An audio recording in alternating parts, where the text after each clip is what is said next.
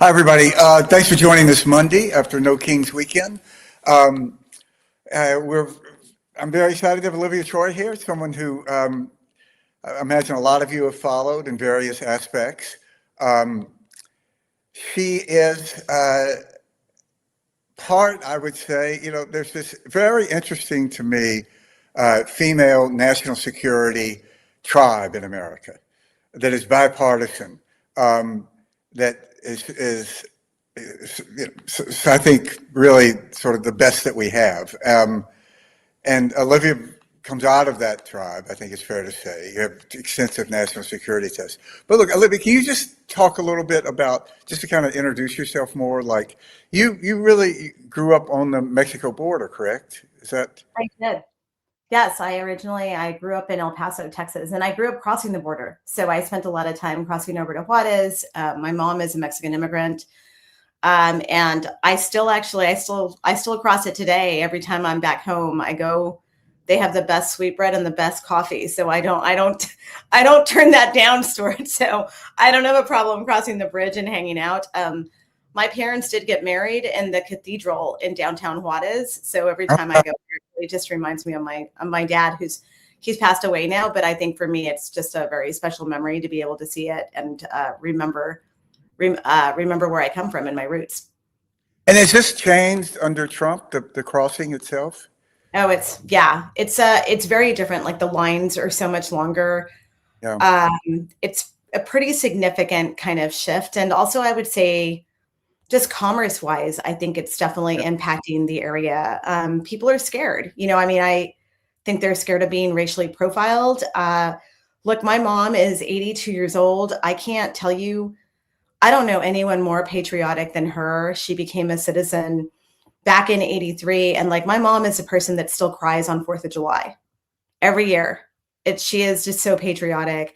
That holiday is very meaningful for her and my family. I was raised that way. And she came to me the other day and she said, are you sure you should be telling people, like highlighting the fact that you're Mexican? Maybe we need to like kind of tone that down a little bit. And my heart broke. Yeah, no, that's so sad. The first thing I ever filmed for George Bush was in 1999, and it was the opening of a bridge between Mexico and Texas. And I think about that I remember it well because I went out with my little crew to shoot stuff around the event, and we missed the departure time. They left us in Mexico.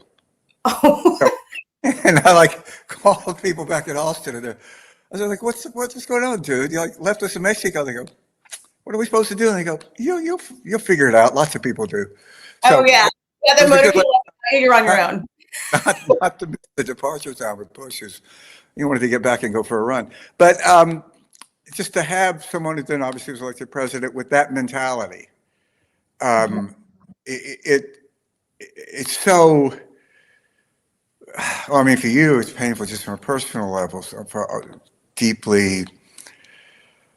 reasons. I mean, for those of us that don't have any connection to Mexico, it's just so sad to see this. Yeah. Well, it's a whole conversation, but you ended up working for Mike Pence, right? I did. Yeah. What was your connection there? How did that happen? Yeah, it's a wild journey. I didn't know Mike Pence previously. I had no connections to his circle. I really, I took an assignment at DHS the week before Donald Trump got elected, believe it or not. And I think everyone at the department was expecting it to be Hillary to become president. And everybody was, this is back in 2016. I remember this because I think I started on Halloween, and I tell everyone, I think the tricks were on me a week later because I had definitely jumped into the frying pan unknowingly, really. I mean, I had actually taken the assignment because I wanted to focus, and now the joke's on me because I wanted to focus on domestic terrorism and extremism. I was really looking at the global patterns because I had focused on global terrorism and I was tracking radicalization around the world. And I was like, wait, I'm seeing some of the trends happen here. I'm seeing a lot of, I was tracking the far right. I was tracking sort of those kinds of issues here domestically. And I was like concerned about hate crimes. And so I take this assignment, and Donald Trump gets elected a week later. A couple of months later, he gets inaugurated, and everything hits. Every immigration executive order, every challenging thing that you saw in the headlines is basically DHS focused. And I mean, it's no different than today. I would say it's 10,000 times worse now. That was back when Stephen Miller was still in his bat cave, and he would kind of get, shoved away and told to like back down. Now he's in power completely. And so I then, about 2 years in, I was asked to interview for the Homeland Security job in the vice president's office. Now, for national security folks, like you have assignments, you go to the National Security Council, people rotate it out. So it's no different for the vice president. So I wasn't there as a political appointee. I really was assigned to him as a national security official. And I start there, I'll share some inside baseball. They had talked to me about the counterterrorism position at the National Security Council. My response to that back then was, I do not want to be in charge of running and leading counterterrorism policy for Donald Trump, because I already know what that's going to look like. So it ends up being Chris Miller in the role, who then becomes famous later on. So yes. I go to Pence's shop, and it's a little different on the VP's team. Just let me know for a second. Who are you dealing with in Pence world then? Was it Mark Short? It was Nick Ayers, actually. Oh, it was Nick. He was there first. Yeah. And I've forgotten that. I've known Nick forever, but anyway. And it was a very different dynamic. I will tell you, Kennelly, the first year that I was there, it was a very different feel than what happened in the second year that I was there. Talk about that. How was it different?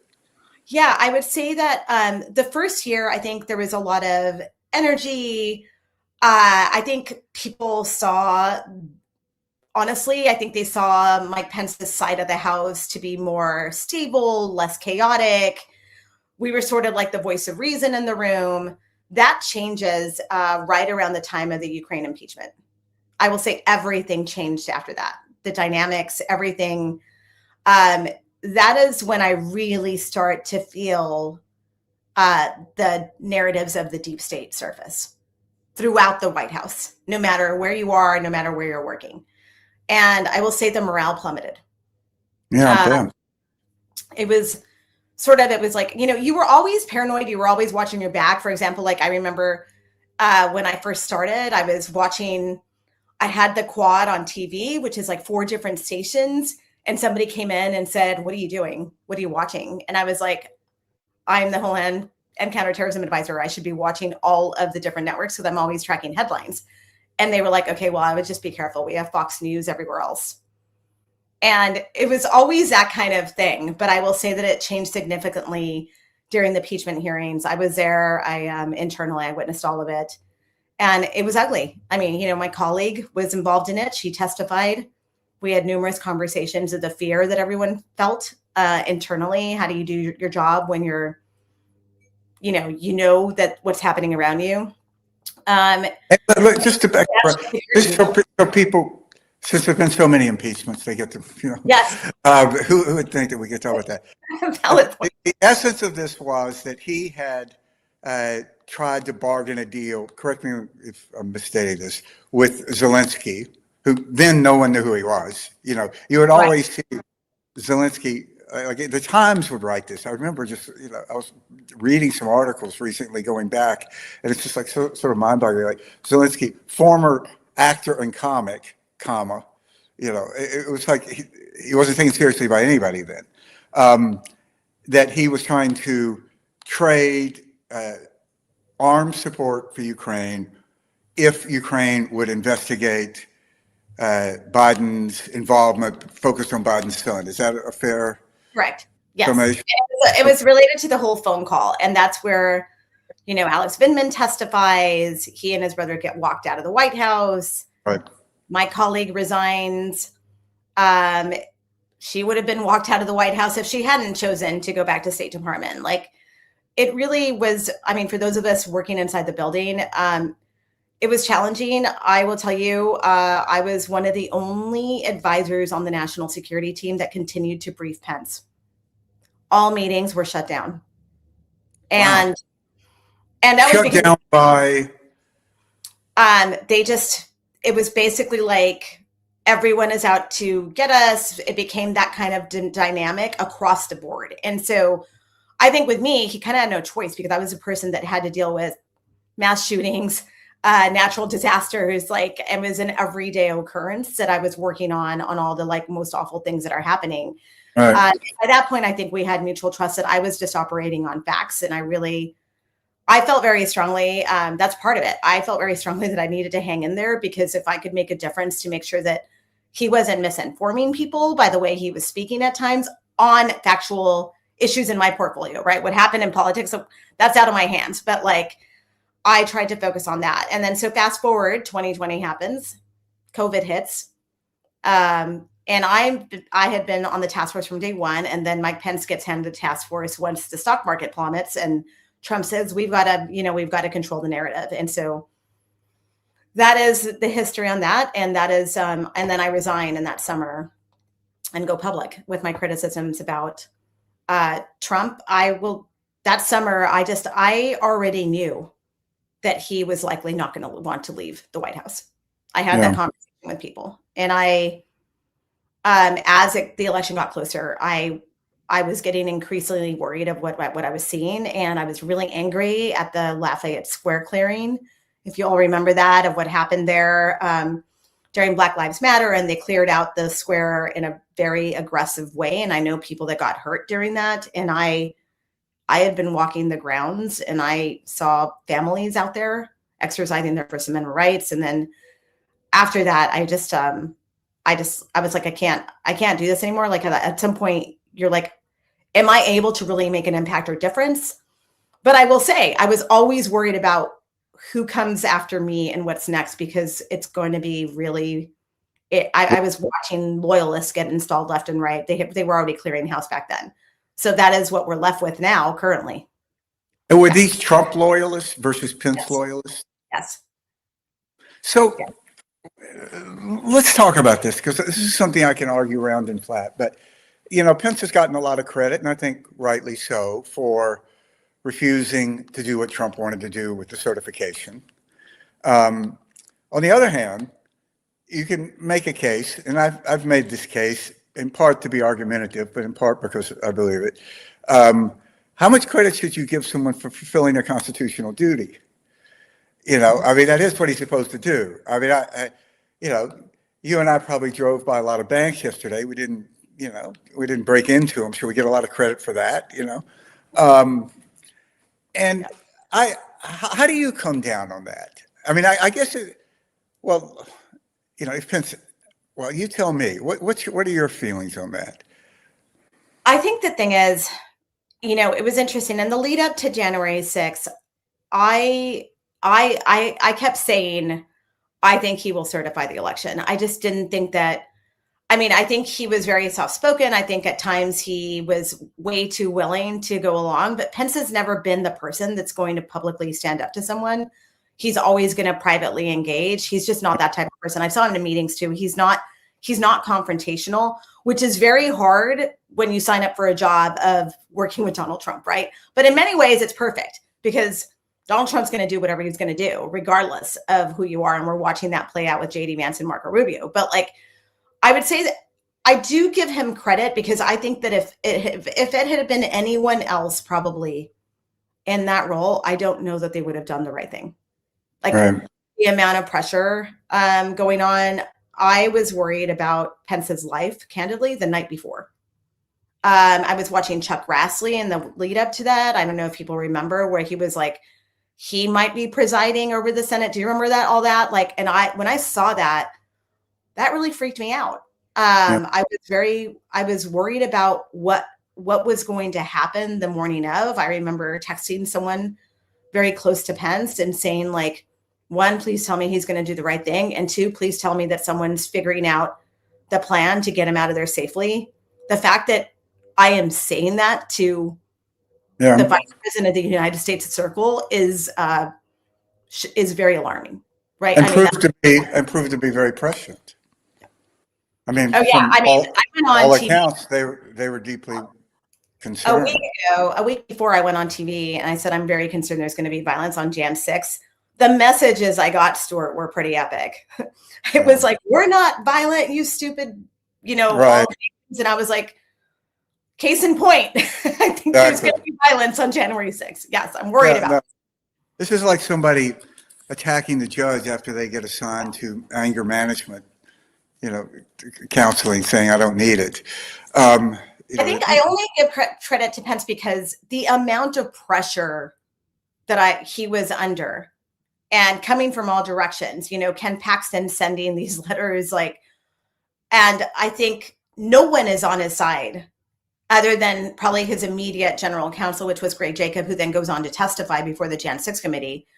And he's the one that actually basically navigates the situation with him. And so I think if it were someone else, I think they would have caved. And I think it's because of his military relatives, his son is in the military. I think to him that oath, and I think there's a thing in his book where he talks about having the conversation with his son and his son reminding him of the oath that he took to serve. And I think, I don't agree with a lot of Pence's views on things.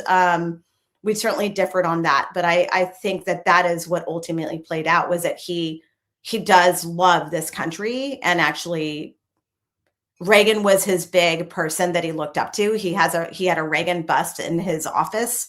And I think he just sort of hung on to that. I do think that if anyone else that I met in terms of what looks like the cabinet now, I just don't think that JD Vance has it in them. Would it have been JD Vance to do that? No way. I just don't believe it. No, 100%. I mean, JD Vance basically, that was one of these weird moments where the prerequisite for being selected was to affirm that you would not obey the Constitution. Because you wouldn't have been selected if Trump thought that if this was repeated, you would do that. I worked for Dan Coates. I worked a lot in Indiana. I worked for Richard Lugar. I worked for Dan Coates. And I was around when Pence ran for Congress and lost. And I can remember vividly a meeting with Senator Coates, who Pence was sort of a protege of his. Dan really liked him. And he was very discouraged, which happens after you run and you lose. He had got caught up in this scandal where he had been paying his mortgage for some months with campaign funds, which at the time was not illegal. It was subsequently made illegal, but it wasn't a great look. As you can imagine, you're raising money from people. And my read on it was, had Senator Coates not really encouraged him, he would have, gone back to being a public figure in the sense of, being a radio figure, outspoken, and which he seemed to enjoy a lot, actually, because, you kind of have a lot of freedom to say crazy stuff and nobody's saying, why are you doing this? I think he liked the talk radio. Yeah, I think he liked it. Yeah. When you go back and watch him do it, he seems to really enjoy it. And I always had the sense watching him that this is, okay, I'm saying this, I'm saying this at a 10 when I really believe it, maybe at a 4, but it's better for, let's argue about this, which I always like that kind of thing. I worked for Mitch Daniels, he always struck me as kind of an accidental figure. He probably was going to lose his governor's reelection race when he was picked. There's that whole weird history of how Chris Christie thought, another client of mine, Chris Christie thought that he would be selected. And then Jared Kushner seems to intervene because, Chris Christie put Jared Kushner's father in prison, as he should have been. Yes. And now our ambassador to France, former felon. Pardoned, right? Didn't he get pardoned? Yeah. He got pardoned, yes. Can you refer to people who are pardoned, is it correct, as former felons? or is it that this never happened? I don't I know. don't Is know. this like It's an like one annulment? felon, but yeah. Yeah, is it like an annulment for the church that you don't have to say that you were married? I don't know. We can ask we can ask Claude that. Get right. But he always struck me as really sort of an accidental figure. And what the thing that I've thought about this a lot, and I've tried to ask myself what I would have done in an honest way. So you're sitting there, you're probably going to lose your reelection in a few weeks. And being a defeated Republican governor, I mean, it's not a great look. It's not like that's not never been known as a rocket ship to other great, posts. It only took the first George Bush to run for the Senate and lose and decide that was a mandate to run for president, but that was a different person. And then so this weird guy, Donald Trump, comes knocking on your door, engineered by Paul Manafort. And I don't know if you ever dealt with Paul on this, but No. yeah, well, when I was coming up in Republican politics, Black Manafort and Stone they kind of rule the world in political consulting. And for reasons that probably, if I thought about, should depress me, could show some character failing. They always liked me a lot. And their business model was to go out and get clients and get them elected. But what they really wanted to do was lobby them. So they really weren't that interested in the election part of it. That was just sort of a necessary ingredient. So I was like a young kid coming up, and they would get me to do these races because they didn't really want to deal with them that much. Anyway, but everybody knew Manafort was a pirate. I mean, he absolutely was. I mean, he really would have been offended if he said, I think Paul, you're really an ethical, straight up guy. You would go like, oh man, you don't know me. He thrived on that outlaw image. Well, and he was involved in the whole Ukraine scandal, wasn't he? When he's one of these guys who went over to Eastern Europe, and there was a whole group of people that went to Eastern Europe after the Berlin Wall came down. So I was sent by the Democratic Institute and Republican Institute. They would send people over, and Paul kind of stayed and went native. And he was always trying to get people to come and work on these things. Anyway, so this weird guy, Paul Manafort, I've never understood how much Pence knew that Manafort was the one who was engineering this. So anyway, this guy, Donald Trump, comes and knocks on your door. Would you like to be vice president? So Trump seems to be to represent everything that Mike Pence had spent his career opposing. I mean, he's someone who did passionate, long rants or whole segments of a show about adultery. Yeah. Oh, yeah. And so here you got a guy that, considers church a place you go every decade or so to marry a model, who talks in public about dating his own daughter, failed casino owner, no national experience. I've always thought, if you go back and you look at that debate in 2016, when he was asked what the nuclear triad was, it was clear he had no fucking idea what he was talking about. He just kind of rambled. Hugh Hewitt asked it. It was like he thought it was some like hot threesome with models or something, Probably still thinks that. So, yes. Probably thinks that of NATO. Who knows? Yeah. So your Pence, what do you do? Do you say, this sort of violates every value I've had? Or do you convince yourself, which it seems he did, I can make a difference, I can make it better, and just in a life path, this opens up more opportunities than being like a defeated ex-governor of Indiana. But I don't know. I mean, I wonder today and I don't know Pence, I never really did, I was just around him, what if he thinks he made the right decision? What would you say to that? Do you think that? Yeah. I think, and I've not had deep conversations with Pence about this in the aftermath, but Right. what I would say is having having worked with him and seen him in action for a little over 2 years, I think he is a man who really lives his faith.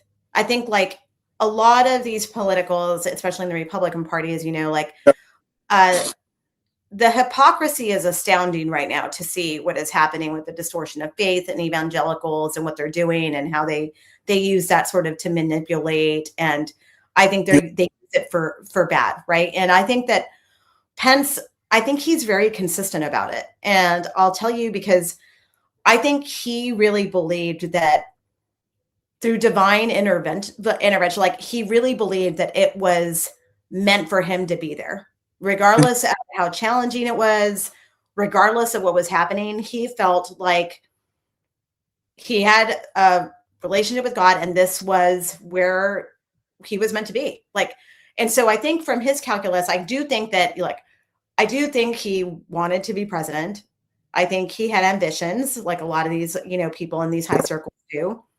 I think he thought, well, maybe I can be the voice of reason, like a lot of people do when they go into Trump world, right? I don't know how you do that now, but back then. No, it was a common. Yeah. And from my understanding, by the way, the story I heard was that they all found out that Pence was chosen as a running mate via Twitter. His closest team inner circle were caught off guard.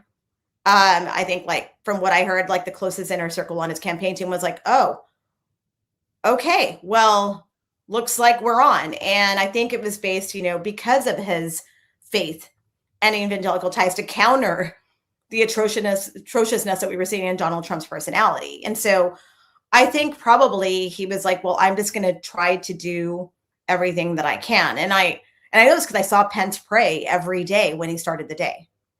Like, he really sort of navigated that. And when he spoke about things, he would just talk about his faith a lot. And so I think maybe that was part of it. And I think he probably does truly believe that. But, you looked at this and you decided that what was right for you was to leave and to speak out. Yeah. And what really troubles me the most about Pence is he was there at the center of basically an effort to end the peaceful transference of power. They did end the peaceful, it wasn't peaceful. And he called Dan Quayle instead of the FBI. And I don't understand why Mark Short, these guys around, other people around, why they weren't calling the FBI and saying, look, there's a plot here. Yeah. And to take this seriously. And no one seems to have. And with tragic results. Now, what would have happened if you called the FBI and you did that? I don't know. Or gone out publicly and said, look, this is what I'm hearing. And it greatly worries me. I think you're right on that. I would have gone public. Yeah. Because, it's DOJ, it's Bill Barr, who was kind of, half in, half out at that point, and he still remains that way today. I think Chris Wray is honorable. I think, he really, I've sat in meetings where I could tell that he was trying to figure out how to do this. Yes. And I have known him for a long time, and he was an honorable FBI director who really did his job well. And I think it would have been different for him. But as someone who actually made the calculus myself about whether do you go through the internal system like others did, where you go through the whistleblower process, I knew that there was no way in hell that anything that I would try to flag internally would ever see the light of day. So I went public, right? And at whatever cost to me, I mean, I knew it wouldn't be, I wouldn't have the protections that whistleblowers get, by the way. I still don't have that today, even though I'm considered one, because I didn't go through that process, right? And it's because I didn't trust the system. I had lived it so long and I was watching what was happening that I knew what was going to happen, right? If I did that, I knew that the best thing I could do to warn Americans was to go very public with it. And I think you're right. I think what I would say is that, unfortunately, Pence surrounded himself with perhaps people that should have advised him differently. That's me being very this is one of the things that I struggle with. I helped elect so many of these people, and say what we will about politicians, they tend to have big egos, which I don't think is a bad thing. So do great musicians, kind of writers, do athletes, whatever. I have no problem with that. But why is it that they don't see how they're going to be remembered, and not remembered in 50 years? And you look at this group of Republicans in the Senate, and, getting elected to the Senate is, I came more from you came from the substantive side of the Republican Party, like with smart people. And, you had a background in national security. You studied in War College. I was just a campaign guy. And, the secret to success working in campaigns is to work for people who are going to win anyway and just don't screw it up. So I was very lucky because I worked for really good people. So we won a lot of races. But I never would have imagined, so it's a lot of trouble to get elected to the Senate. You have to do all these humiliating things. You have to ask all these people for money. It's tiring, stress on your family. So finally you get elected to the Senate. You don't have to run again for another 6 years. And you do it just to do what Donald Trump tells you to? I mean, really? Is this worth it? I will say I do. It makes me think of a conversation that I had when I was in the process of resigning. And it was, I said it was to a colleague who is more senior in terms of political rankings inside the White House on Pence's team. And that person said to me directly, and I'll never forget this, Olivia, you're riding the wrong coattails. I know how you feel about Donald Trump. They knew that I was not a fan. I was very, it was pretty upfront. Like if you're off meeting with the Taliban, I can roll out a list of things that I thought were horrifically and that we were constantly arguing. And I was constantly arguing with Stephen Miller about these things too. And they said, you're riding the wrong coattails. Pence is never going to be president. And in that moment, it was so bothersome to me to have that conversation. And what I said to the person was like, I think that's where I differ from a lot of the individuals that I work with right now, is that I'm not trying to ride coattails. I'm just trying to survive. I don't see this as a political calculus of the game of trying to climb up the ladder to get on Trump's team, which is basically was a game at the White House, right? I don't think that most of these people were ever loyal to Pence. I think they were looking at their political future. And so the fact that somebody very high up in Pence's circle says you're riding the wrong coattails, who's on Pence's team says everything, right? Because it's like, I'm not here to ride Pence's coattails. I don't think you understand. I'm hoping he survives. I'm hoping that we are doing the best we can for the American people, given this situation. And I'm actually trying to survive on a daily basis myself, like just as trying to navigate this, what is happening here in this like really challenging situation. And I have no intention or want to ride the coattails and rise through the Republican Party because, candidly, I voted for Hillary Clinton in 2016 because I knew what Trump was going to be back then. I just chose that I was like, I'm going to dig my heels in and I'm going to serve in national security and try to continue in this role as an intel officer, right? And with the community and trying to figure out how we get through this. But like, I think that says everything right there in that conversation of the dynamics about like how power can corrupt people. And I probably saw this every day where people just became power hungry. And, and when I resigned, I basically said that to Pence. I was just like, I think there are people here that perhaps don't have your best interests at hand. Yeah, they'll say people that, inspiring a mob that was trying to hang you. That's a good indication when people are trying to hang you, they don't have your best interest at heart. I mean, that's pretty much indisputable. I've thought about this a lot, Olivia. How did this happen? And I think we did something in the party without realizing it, that we were doing it. And that is we evolved a system that rewarded compliance, that it rewarded, you wait your turn, where being a maverick, opposing the system, you were punished for it. And we did this for decades and I was right at the center of it, and I didn't really realize it. You think about it, but I think we were doing that. So I look at people like John Thune, I knew John when he was executive director of the party in South Dakota. Great guy. Everybody loved John. Great baseball player. He's a great guy. I knew John Cornyn when they had to talk him. He had to be talked into running for attorney general because he was on the Supreme Court of Texas, and he found it very intellectually challenging. And he was sort of like, I don't know, politics, it's sort of stupid, isn't it? I mean, like, I have a really good job. So then he runs for attorney general. I did his campaign.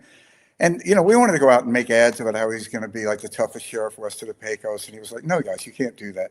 We do like white collar crime. No, I'm not going to. I said, well, you might lose if you don't do this. He goes, I don't care. And then I worked for him when I worked for the Senate. And now I look at that guy and it's like, what happened? And yeah, Cornyn's a perfect example. Had he stayed who I thought he was, and there's always a question of, was he that person? The same with Lindsey Graham. Who's the real Lindsey Graham? The John McCain Lindsey Graham or the Donald Trump Lindsey Graham? I tend to think the Donald Trump Lindsey Graham, and the other was just because it was convenient. But Cornyn now is in this horrible race to the bottom with Kim Paxton. Oh gosh, it's awful to see vying for the support of Donald Trump. Those are two people. You say this with 100 certainty. He would not have allowed in his home. And he would not have been. I mean, I know his wife wouldn't have. Like, we're going to have Donald Trump to lunch? No, I don't think so. And now he's sort of begging for his endorsement. And just like, how sad is that? And what does it say? And, I was a lot more partisan than you. I worked in the Republican Party, and I spent a lot of time attacking Democrats and pointing out flaws in the Democratic Party. But say what you will, I've asked myself, if it's 2004, very tight election, people kind of forget that. Bush didn't declare victory on election day because there were enough outstanding provisional ballots in Ohio that we knew we'd won, because Kerry would have had to win like 80% of provisional ballots that were out there. But okay. We're going to wait till they're counted, So Bush didn't declare victory till the next day. We went to the RNC, did this weird event. Anyway. that would never happen today, right? What would have happened if John Kerry had said, I won Ohio, and I should be president of the United States? I think the Democratic Party would have taken his head off. They would have said, you've lost your mind. You should resign from the Senate. This is a disgrace. Yeah. The New York Times would have said, resign. You're disgracing the country. And yet what happened when Republican did that? Everybody was quiet and the Republican media supported him. And I think that's a fundamental difference between something that happened inside the party.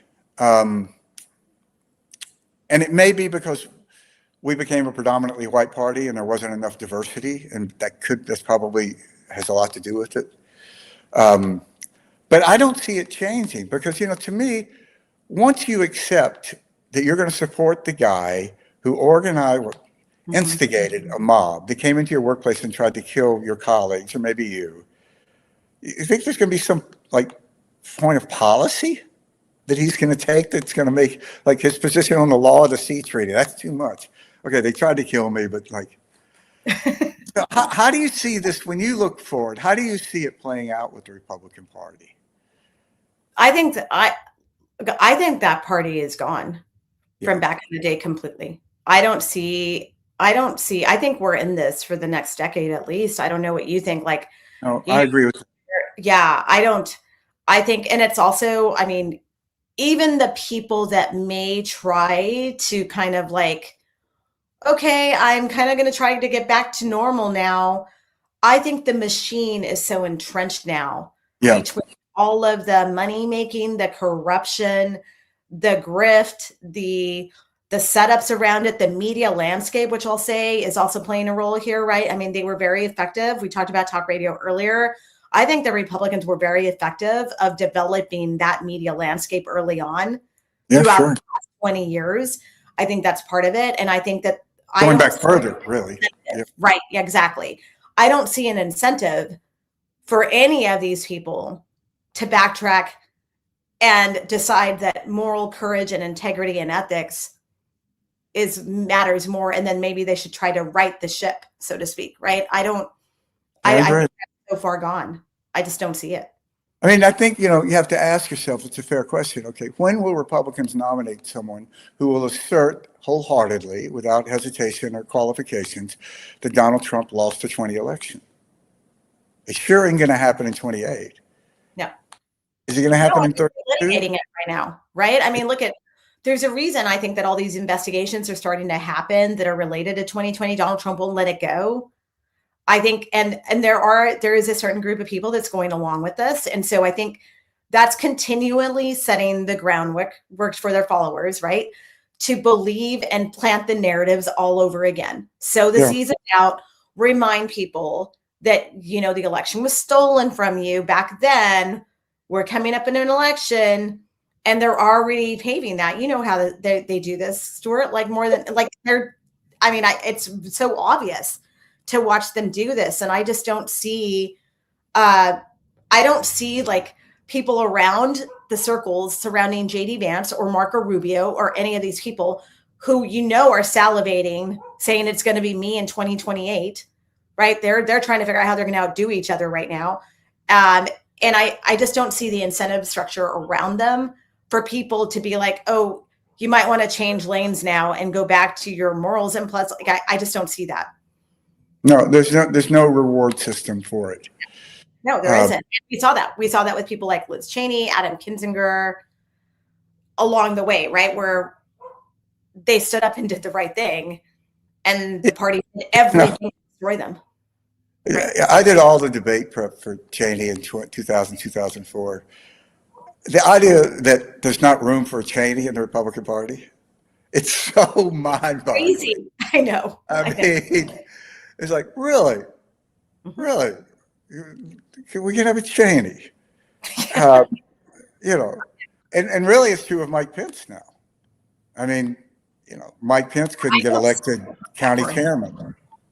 I don't see, people always float it. And I actually wonder if he has a group of people around him who actually think that he's got a viable path. Maybe you and I will be proven to be maybe delusional, and maybe he does. I don't see it. I don't see how. There's no way. No. There is no. Look, I worked for Chris Christie and Asa Hutchinson, who ran in the primary in 24 as legitimate anti-Trump candidates. They're the only ones who didn't raise their hand when they said, would you support him if he was convicted of a felony? I never forgot that moment. Yes. Yeah. And what did they get together? About 10%. And that's it. There is no, look at Mitt. I think it's fair to say that when Romney ran for the Senate, he had hope. He's talked about this. I'm not speaking out of school here. That he could put together a group of 4 to 5 senators from both parties that could be sort of a key decision-making axis that could stop the sort of craziness on both sides. And he's very open that he was not able to do that. And, Mitt's a pretty persuasive guy who has a pretty significant track record of being successful at stuff he takes on in his life. He didn't get elected president, but he got to be nominee. He's been wildly successful in business. He was a great runner of the Olympics, this is someone who really believes in himself. And I don't know, hold on a second, I think my microphone's screwed up here. It's just changing you hear it okay? My voice all right? Okay. I think, he just has said to me, or I think he said this publicly, he just wasn't able to do it. And I think that has something to do with why he left the Senate. Which is really sad, though. It's so sad.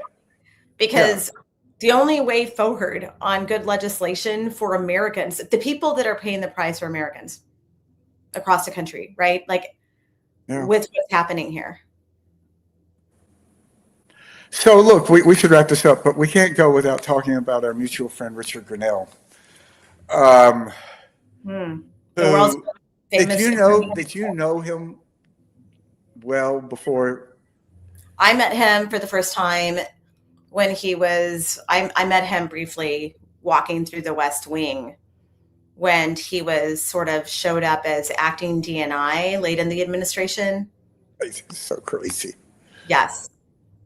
Yeah. And I did not hear kind things about him. Like, we had already been watching him in Germany, so I was already skeptical. Like, I obviously was aware of the kinds of things that he was doing. We were watching a lot of the reporting over there. I didn't cover the Germany portfolio. It didn't fall under me. I was focused on homeland and counterterrorism roles. But I know that it was a challenge for my colleagues to navigate that aspect with him. So no, I never really interacted with him. So just so in case people haven't followed this, he sued you twice unsuccessfully, right? Yes, that's correct. And it was, well, you tell me, based on what? How do you describe this? I'm going to put words in your mouth. Yeah. It was based off of a social media exchange, which is, to me, was just so like shocking that the world's biggest internet troll suddenly developed sensitivity to Yes. people talking about him, because he is horrible online. I mean, he is relentless. I mean, I think I think for a while, I think maybe it toned down. I don't really follow him, but probably because he was too busy wrecking the Kennedy Center, because he did become the head of it. And now, he's been shown the door. But I think with him, it was based off of a Twitter exchange between Congressman Eric Swalwell and him, and Congressman Ted Lieu. And they were going back and forth, and they were calling him, they were like, oh, he associates with, right wingers. They said the word Nazi. They were going back and forth. I coincidentally see this Twitter exchange, and I'm like, well, now that you mention it, I pipe in from out of left field, right? I'm not even, I actually personally never said the word Nazi in my post. What I said was, well, now that you mention it, he did associate himself with far right, I think it was supremacists or whatever, while he was ambassador to Germany, which is, he was cavorting with the AFD. That's indisputable. It's in the public.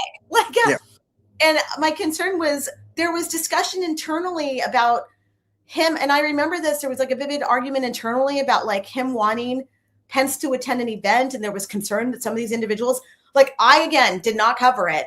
But I remember that because people were very alarmed, and they're like, no, we got to protect Pence. He should not be there. That's all I remember of it. So I pipe up, and then he just starts coming after me. Take it down. You're lying. And it becomes this thing. And the next thing you know, I get sued by Rick Grennell for this exchange, even though, by the way, so many other people have called him that on Twitter. It's an ongoing thing. And so here I am. And so he sues me for it. Breitbart publishes it. As you can imagine, that comes with all sorts of dynamics. Yeah. I personally had to call people at one of the addresses where they tried to serve me. I actually had to call those people.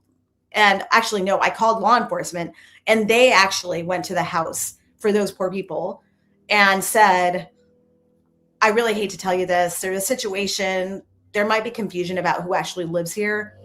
Please be safe. And I was worried for those people because they had just had a young baby.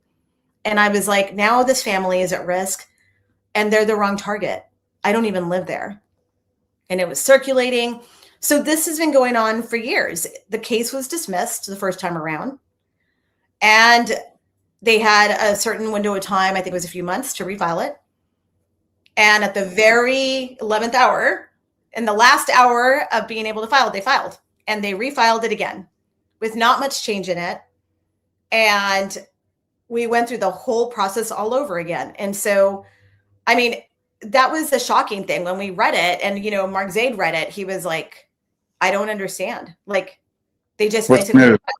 And in that lawsuit, by the way, Rick Grennell claims damages for millions of dollars on how he's been impacted financially. Never mind that he is and in the thing, he actually says, I'm now the head of the Kennedy Center. I've done this, I've done that. And I'm like, so tell me again how my utilizing free speech towards you, and we are actually both public figures, by the way, tell me again how this hurt you financially.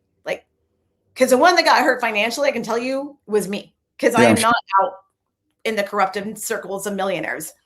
Right. Yeah. And so, I mean, it's been a long road. I've never been sued before in my life. I got to tell you, when I first found out, I couldn't breathe. I was so confused about what was happening. And I know they did it to intimidate me. And it worked, because for other people that were watching this, especially, I will tell you, in National Security Council, it terrified them. I mean, they were like, whoa. we better keep our mouth shut. Like, look what happened to Olivia. This was like a common thing. And that's why they do it, right? And so fast forward, I don't know if you remember, Kash Patel then threatens to sue me when I go on MSNBC, now MS Now, and I say that he's unfit for the role of FBI director. And he sends a letter and threatens me. And I was like, here they are again. And in the original lawsuit with Rick Grennell, we had seen a paper trail where we still believe that Kash Patel was helping to fund those Rick Grennell lawsuits, right? So, and I was like, here we go again. That was the famous cease and desist letter. And Mark Zaid responds with Monty Python, which I thought was clever. Yeah. He never files it because he realizes that basically he's already showing retribution and retaliation. He's not even the head of the FBI. So that's not the best look. But, it didn't stop me by that point. I was like, I know what you're doing. You're trying to make an example of me. You're trying to scare the media. So I went to his confirmation hearing, Stuart. I showed up. Rick Grennell was there. I sat right behind them. And, and I actually stared Republican senators. Good for you. I was like, are you really going to confirm this guy? I'm testament to this. I sat next to Judge William Webster at the time, still here. And we showed up together, and I sat right behind him. I had to hire security because Ivan Raiklin, who's infamous for his trolling, showed up, and you could tell a lot, but the type of character, the individuals being nominated for these positions, and the crowd that they brought to these confirmation hearings who were sitting in the room. Yeah. That's one of the things. You had to be in the party to understand this. It's not like people like Grennell, Stephen Miller, Lewandowski. And it's not like they woke up in 2016 and wanted to be involved in presidential politics. It's that no one would let them in. And because, same with Kellyanne Conway. You want to hang out with these people? If nothing else, really? And it's like a classic thing that, Trump took these people. Because I know, when he went up to New Hampshire, he ended up with Lewandowski because nobody else in New Hampshire was a serious Republican operative would work for the guy. And Lewandowski, who was a part-time Marine cop, what they call a puddle cop, said, "Yeah, I'll do it." And they're just horrible people.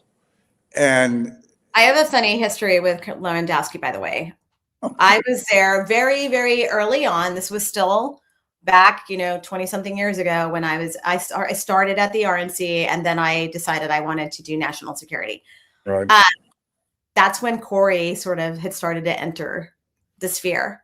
And I remember that he was a regional director, political director. Remember back then, this was in 2000 days, 99 area, 2001. And I just remember that at the time I was working for someone that I thought was, a solid individual, a solid human being. And I got word that these types of personalities were coming in and they were going to start to replace these people. And so Corey Lewandowski is the name that said, and I meet him once and I'm like, oh no, I can reek. Such a creep. You reek of creepiness and disgust. And so I remember going to the head of political and I was like, I care about this country. 9/11 has happened. If you can help me, I'd like to get to the Pentagon. But if not, when this guy walks in through the door effective immediately, I'm resigning. Good for you. And I was like, no, I'm not going to play this game where I'm watching these kinds of charlatan personalities that I can tell are just not it was just, you could tell the type of persona that they were back then. Yeah. So imagine me, he's running the department at DHS with Kristi Noem, and I'm just horrified because I'm like, wow, I cannot believe that these are the people. I was working for the governor of South Dakota when Kristi Noem won her first election, which was Miss Snow Queen. And you did not have a sense that there was somebody there. Yeah, but Lewandowski, people forget, he was busted trying to take a gun into the Longworth building when he worked for congressman. He's just a total sleazebag and creep. All of these people are. They're just horrible people. And like Pete had said. And, I don't understand, someone like Roger Wicker. He's from Mississippi. I'm from Mississippi. I've known him forever, worked in his campaigns. Our dads were good friends. Roger all his life wanted to be chairman of the Armed Services Committee. So now he is. And what does he do? Ushers in Pete Hegseth. And Pete Hegseth is a guy that Roger literally would not have let cut his lawn. Like, you want this weird drunk, like with tattoos, like around the house? Like, really? No, I don't think so. And now, and it's like, it didn't have to happen. Roger could have called Trump and said, look, we're not going to do this. Pick somebody else. And there's lots of conservatives out there who are qualified. And Trump would have done it. And because he wouldn't have wanted to have lost the fight. And I don't know. And now, Pete Hegseth is Roger Wicker's legacy. It's the only thing people are going to remember about Roger Wicker. The guy that gave us Pete Hegseth, the most dangerous Secretary of Defense in American history. Well, we're in a significant regional conflict now. Yeah. That's so scary. How'd that work out? How'd it work out for Ukraine? Yeah. Anyway, well, listen, thank you so much. How do people find you? Tell me where people can read more. I'm Olivia Troye on Substack and on most socials. That is my handle. So, well, yeah. I would encourage everybody to go and subscribe and pay, because you need to pay for these things. You can afford whatever it costs a month. And it's never been more important, because we see independent media collapsing as the traditional models, as we all know, collapsing. And I think now it's being reinvented in places like Substack. And so thank you, Olivia. It was great to talk. Great chatting. Yeah. And thank you for everything you're doing. I appreciate that. Thank you. All right. Thanks for tuning in. Take care.